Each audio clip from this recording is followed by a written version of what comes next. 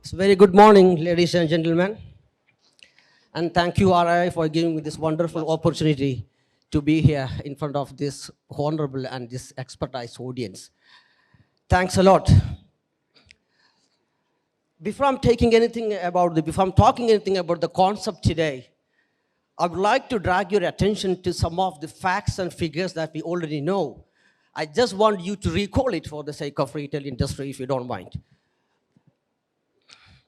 We, as a country, the great India, is doing fantastically well. We know this fact, and is doing fabulously well in this economy.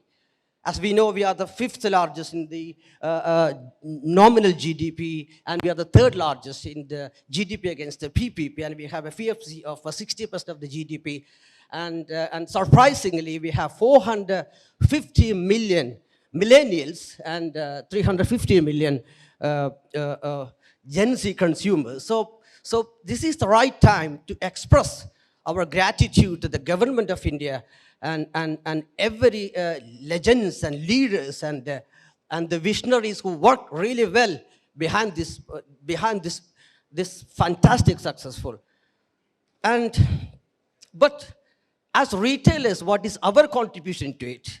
Have you ever thought about our contribution to this economy? We did great work, and we are contributing more than 10% of the GDP, and sorry, I just forget about changing the slides. So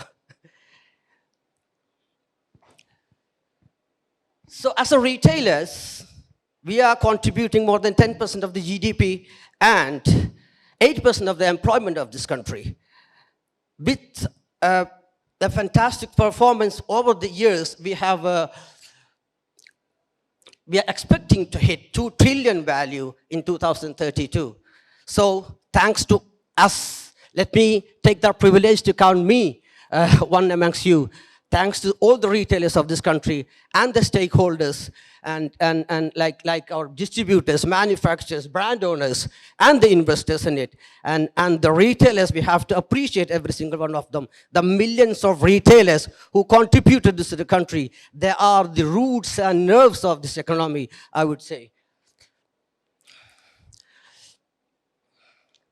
But suddenly from some part of the world, we have e-commerce suddenly appears on the landscape of retail in India. And there was a lot of confusions.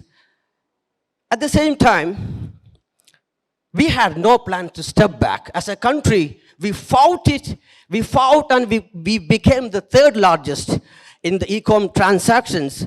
And we did a great job, and we do have expecting to hit 2026 1 trillion transactions, and we are currently witnessing, as we had in the discussion of the panel, we are currently witnessing this dramatical growth of 36% of in a shift from the offline to online. So let me take a pause here for a couple of seconds, if you don't mind. Having all the success stories, we just discuss everything what we can as our success. What actually preventing a normal retailer, I'm talking about an unorganized retailer, to go online? What is the actual problem what they're facing? Why these brick and mortar stores are actually facing a meltdown? Have you ever think about it? We were having a lot of discussions here, fantastic discussions, but what about the millions of retailers who contribute to the country? Why they cannot adapt the changes? What could be the problem, in fact? And we could list some of them here, not all, definitely, but when we have e-commerce growth on one side of the coin, we have to agree to that on other side of the coin.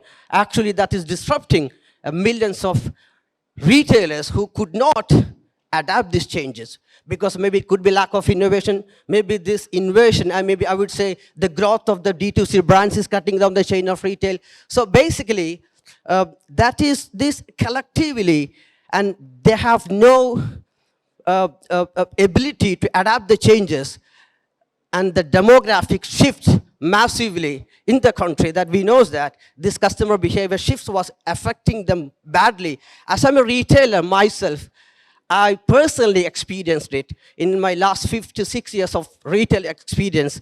We were dramatically dropping the footfall, and we could not take it further without a huge investment. I'm sorry. So just so what could be the problems, in fact? What could be the problems why they cannot adapt it? Number one, the technology curve. Learning curve is one of the problem, and the investment required for this kind of a big adaptability, and the details, the product details with the attributes is again is an obstacle for them, and the quick lack of a fantastic delivery management system and the professional support they cannot give to the customers again. And the lack of products required for the customers, that means they cannot fulfill or meet the expectation of the online customers, offline customers as per the online. And again, how they're going to brand their products, and how they're going to brand the retail store. And again, the statutory reporting, some legal complaints again made in these problems to them. So let me introduce Grozeo in front of this honorable audience, that we could convert these hurdles to opportunities, and we are elevating retail horizons. How we are doing it, in fact, let me tell me in a couple of minutes. I'm sorry for taking this time. Zero coding self-setup in 2 minutes. That means any single retailer can create, let me repeat that, they can create the online store in 2 minutes with 3 single steps. And with what is the beautiful part is there is no investment, no recurring expenses, and there is no markup at all. And we are providing a brand gallery, which is they can click and choose their products to add into their online store without any problem, without adding any product details to it. Only they have to put their price and the quantity what they have. And we are providing a free GPS assisted hyper-local delivery, and we have partnered with a lot of associates across the country to provide the courier and hyper deliveries again. And regarding the customer support, do not worry about it. We will take care of the customer support. Grozeo will take care of the customer support with our NLP-based AI chatbot and voice bot, and the multi-store marketplaces. That is one of the biggest thing what they're facing, lack of products, as we have discussed before. The lack of products actually literally killing them, but how they can resolve it? That we have a brilliant, intelligent peer merchant collaborative system where they can populate as many products what they have without any investment in the inventory and the infrastructure and the technology-based promotions and campaigns with ensured statutory reporting and compliance. So let me, thank you very much for your time. Thank you for listening to us. Have a great day.